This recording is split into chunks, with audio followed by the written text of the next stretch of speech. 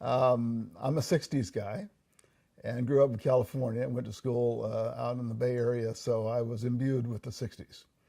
And that meant the Peace Corps as one of the main alternatives.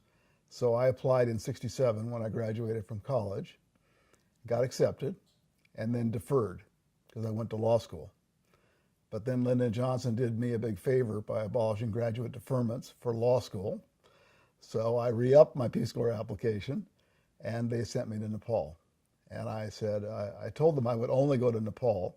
I was bluffing, but they sent me to Nepal, which was fabulous. So I certainly was idealistic about the Peace Corps. I was interested in cross-cultural experiences, but the Vietnam draft had some relevance to the timing, at least, of my going in the Peace Corps.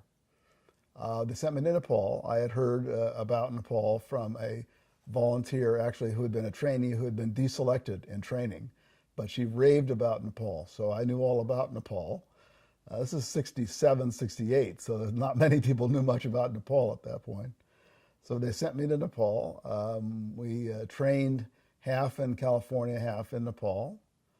And then they put me in an absolutely amazing site. I was the first Westerner who had ever been to my part of Nepal. They gave me a description of where it was, and they said, you go find it.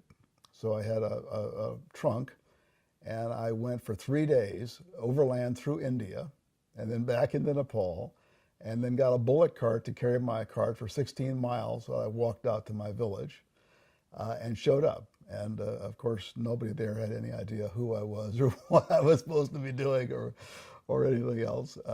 So it was a very remote, very exotic site in Nepal, where of course I had no connections through internet, phones, or anything else. No electricity, no running water. I had no outhouse for 2 years. So I would have to walk those 16 miles to get my mail.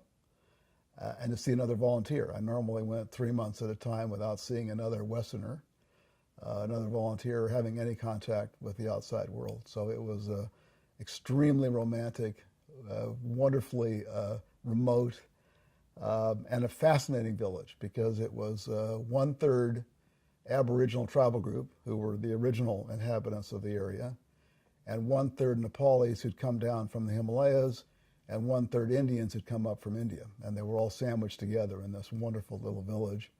So they had 3 languages, 3 sets of customs, 3 sets of food, 3 sets of everything. So it was a very diverse village, and it was a wonderful, wonderful place to serve in the Peace Corps.